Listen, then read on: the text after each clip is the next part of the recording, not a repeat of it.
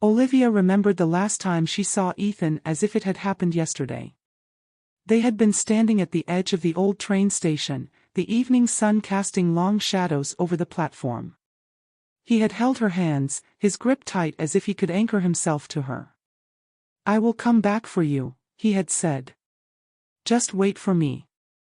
She had nodded, blinking back tears, believing with all her heart that their love was strong enough to survive time and distance. Months passed, then a year.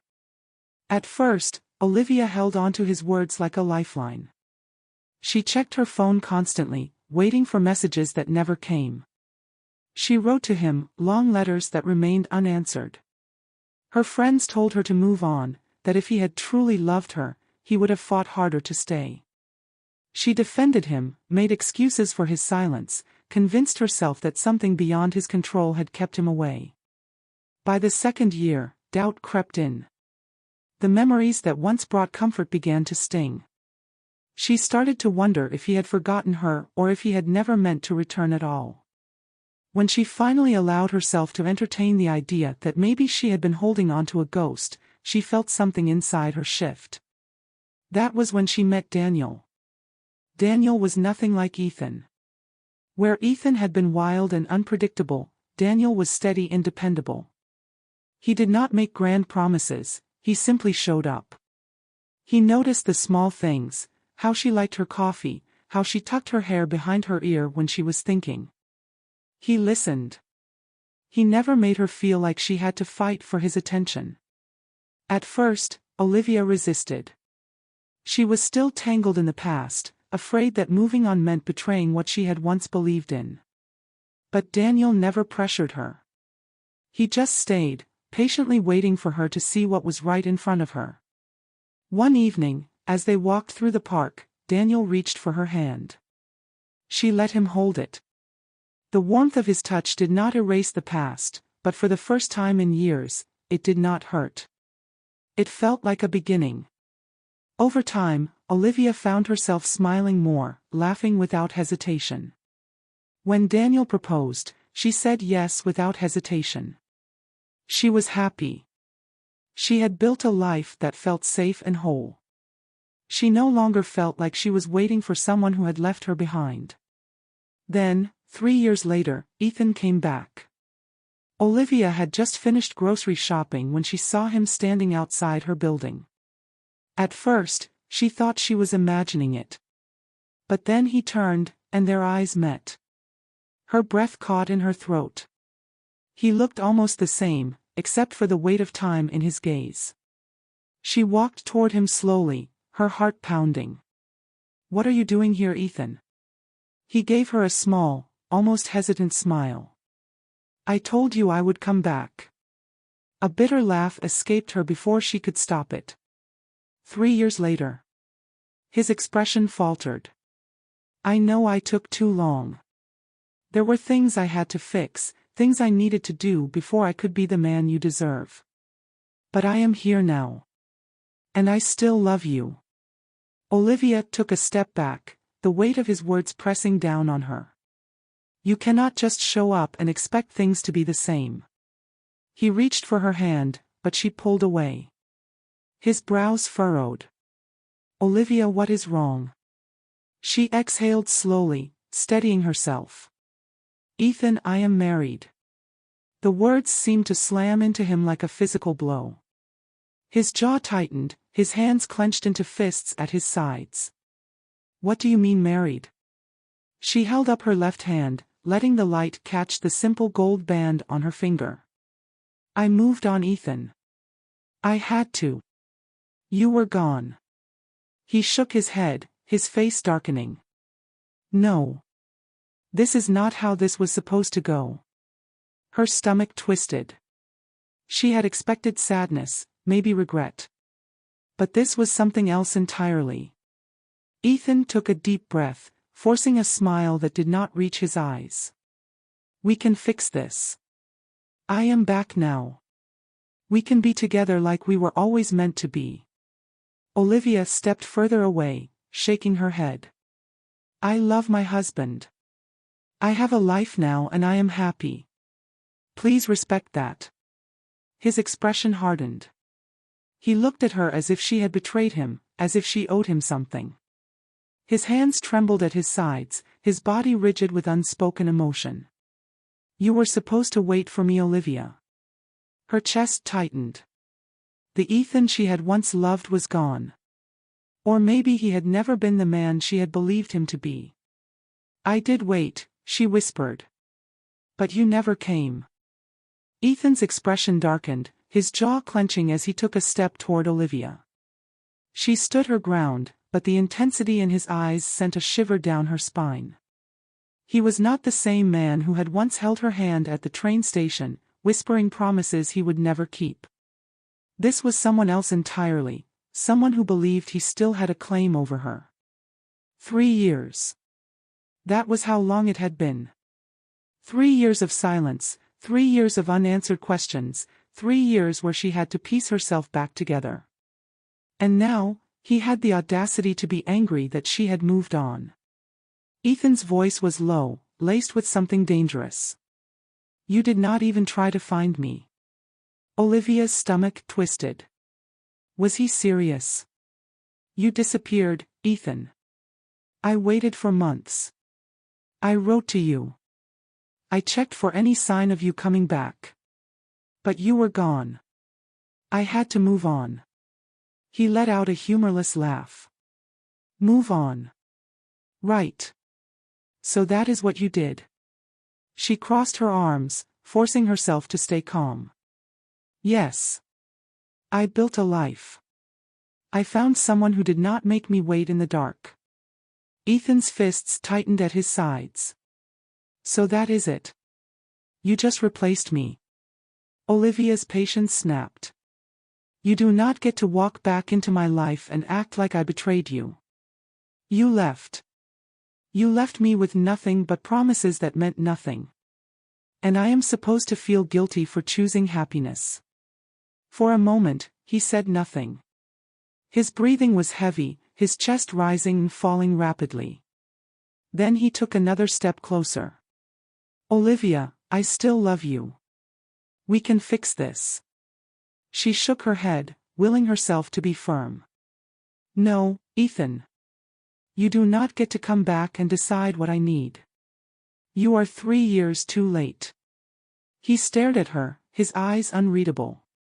Then, with a bitter smile, he whispered, "We will see about that." The weight of his words lingered long after he had turned and walked away. Olivia wanted to believe that was the end of it, but deep down, she knew it was only the beginning. Days passed, but the unease never left her. At first, she tried to convince herself that Ethan's reaction had been nothing more than wounded pride. He would move on, just as she had. But then the strange occurrences started. One evening, she came home to find her wedding photo missing from the mantel. She was sure she had placed it there that morning, yet it was gone. When she asked Daniel if he had moved it, he only frowned in confusion. Then, the messages began. Blocked numbers, unknown senders. At first, they were harmless. Simple words like "miss you" and "remember us." But soon, they became more direct. "You were supposed to be mine. Does he even know who you really are? I am not letting you go that easily." Olivia's hands trembled as she read the latest message.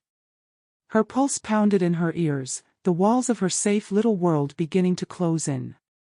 She had not told Daniel about Ethan's return.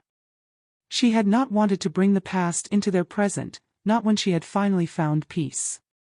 But now, she had no choice. That night, as they sat on the couch, she took a deep breath and told him everything. Daniel listened, his expression unreadable. When she finished, he leaned forward, his voice steady. "And you think he is the one sending these messages?" Olivia nodded. "Who else would it be?" Daniel exhaled slowly. "If he thinks he can intimidate you into running back to him, he is wrong." A lump formed in her throat. "I do not think he is just trying to scare me." Daniel reached for her hand, squeezing it gently. "We will figure this out. You are not alone in this. For a moment, she allowed herself to breathe. To believe that Daniel's presence, his unwavering support, would be enough to keep Ethan at bay. But deep down, she knew Ethan was not done with her yet. The next few days passed in a blur of anxiety. Olivia found herself constantly looking over her shoulder, jumping at every unexpected sound. She told herself she was being paranoid, that Ethan was just trying to get inside her head. But the feeling of being watched never went away. Daniel was careful not to dismiss her fears, but he also tried to reassure her. "We can go to the police," he had said. "File a report. Get a restraining order if we need to." But Olivia knew how these things worked. Ethan had not done anything concrete, just words, just presence. Enough to shake her but not enough to make him a criminal. Then one evening, as she left work, she saw him. Ethan was leaning against his car, parked just across the street. He was not hiding. He was not trying to be subtle.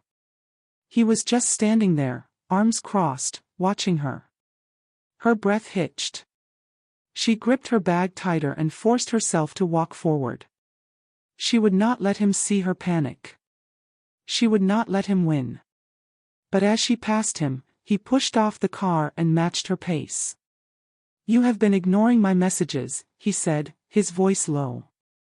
Olivia kept walking. Ethan let out a dry chuckle. "Do not pretend you did not see them."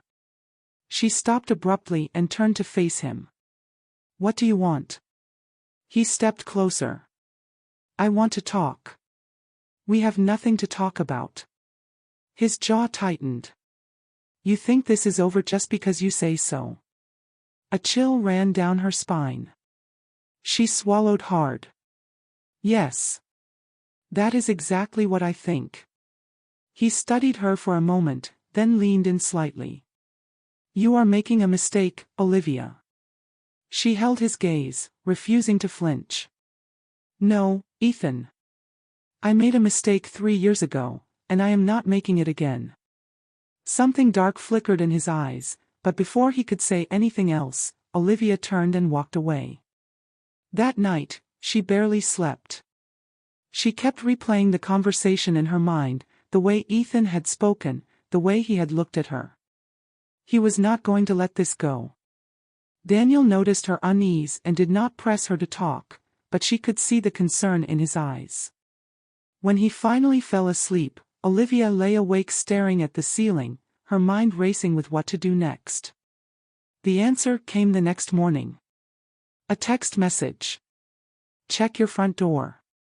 Her heart pounded as she rushed to open it, and what she found made her blood run cold. A single red rose, placed carefully on the doormat. She slammed the door shut, her breathing ragged. This was not just persistence. This was a warning. Daniel took one look at her face and knew something was wrong. Without a word, she handed him her phone. He read the message, then stepped past her to open the door. When he saw the rose, his expression hardened. "That is it," he said. "We are going to the police." Olivia hesitated, but deep down, she knew he was right. Ethan was not going to stop. And she was done letting him control her life. They drove to the station together, and for the first time in weeks, Olivia felt something close to relief. She was not alone in this. She had Daniel by her side. And no matter what Ethan tried next, she would not let him win. The police officer listened carefully as Olivia and Daniel explained everything: Ethan's sudden reappearance, the texts, the way he had shown up outside her work, and finally, the rose on their doorstep. The officer took notes, nodding occasionally, but Olivia could see it in his expression. Without a direct threat or physical harm, there was not much they could do. "You can file a restraining order," the officer said, "but you will need proof of ongoing harassment. If he contacts you again, save everything. Do not engage. If he shows up at your home or work again, call us immediately." It was not the solid action Olivia had hoped for, but it was something. She walked out of the station feeling a little steadier, knowing at least there was now an official record of what Ethan was doing. Daniel was silent on the drive home, his hands gripping the steering wheel tighter than usual. When they pulled into the driveway, he finally spoke. "We are changing the locks tomorrow," he said. "And I am installing cameras." Olivia nodded. She did not argue. She wanted to feel safe again, and if that meant fortifying their home, so be it. But even with the new locks and the cameras, she could not shake the feeling that Ethan was still watching. She checked over her shoulder when she walked down the street. She hesitated before opening messages, half expecting to see his name. And then, for a few days, there was nothing. No texts. No appearances. No signs of him at all. Maybe he had finally gotten the message. Then, one night, Daniel had to leave for a business trip. Olivia assured him she would be fine, but as she watched his car disappear down the road, a gnawing unease settled in her stomach. She double-checked the locks. She made sure the security system was armed. She tried to convince herself she was overreacting. But then, sometime past midnight, her phone buzzed. Wide awake, she grabbed it from the nightstand. "Miss me?" Her pulse pounded in her ears. Then another message. "I am outside." Her breath caught. She sat up, her body frozen in fear. Slowly, she pushed back the curtain and looked outside. And there he was. Ethan stood at the edge of the driveway, hands in his pockets, staring directly at the house. Her body moved before her mind could catch up. She grabbed her phone and dialed. "The police are on their way," she told him through the glass, even though she had not called yet. Ethan's lips curled into a smirk. "You are scared," he said. Anger surged past the fear. "No," she said, stepping closer to the door. "I am done." His smirk faltered just slightly. "You do not get to do this to me anymore," Olivia continued, her voice steady. "You do not get to show up and expect me to fall apart. You do not get to control me."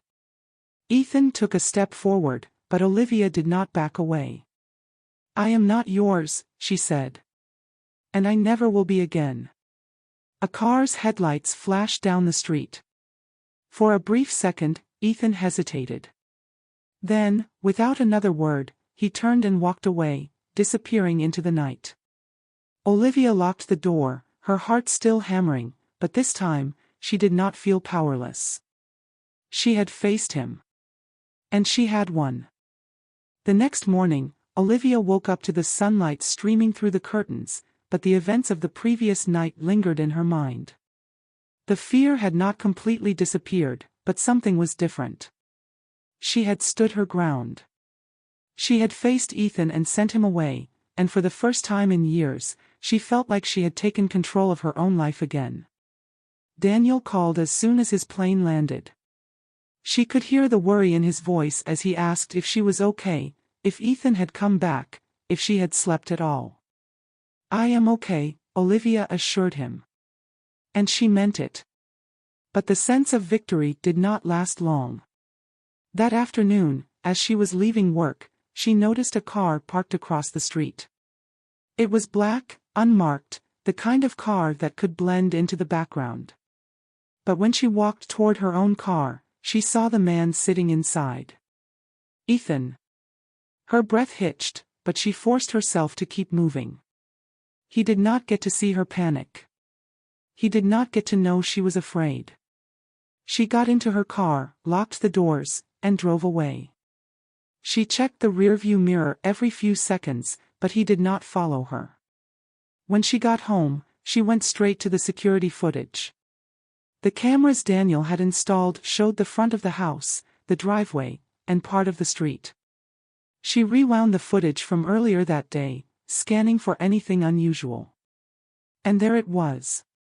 At some point that morning, Ethan had driven past the house. Not stopping, not getting out, just slowly driving by. He was watching. A chill ran down her spine. This was not over. She saved the footage and sent it to Daniel. His response was immediate. "Call the police. Now." Olivia hesitated, but she knew he was right. She had already reported Ethan once. Now there was proof that he had not left her alone. She picked up the phone and made the call. An officer arrived within the hour.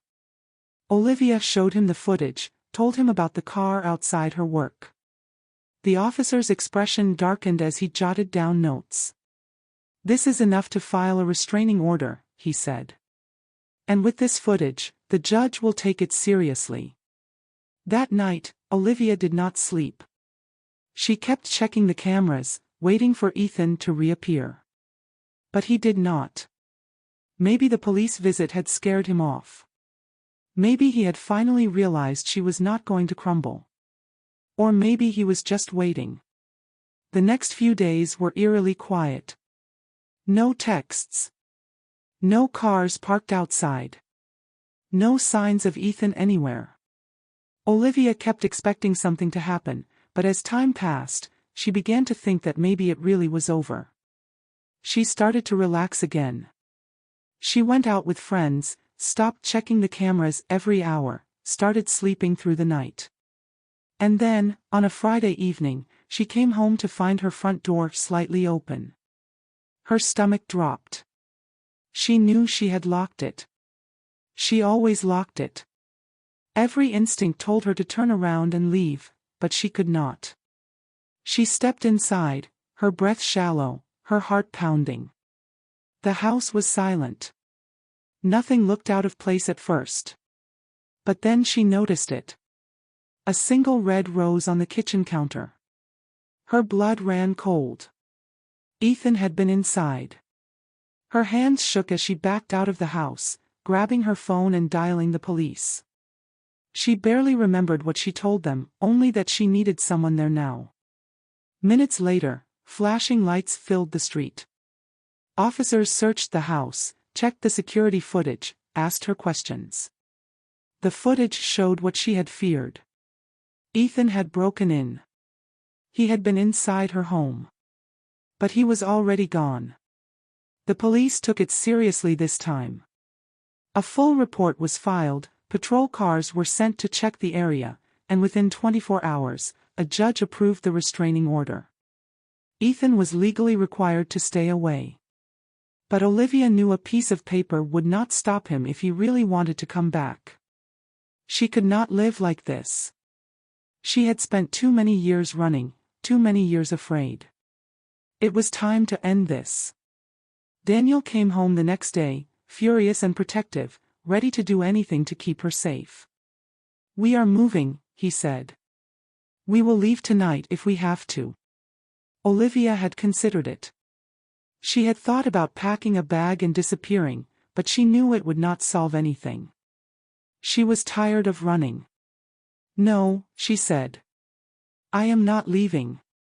Daniel's jaw clenched. "Then what do we do?" She met his eyes, her voice steady. "We fight back." Daniel nodded. And together, they started planning.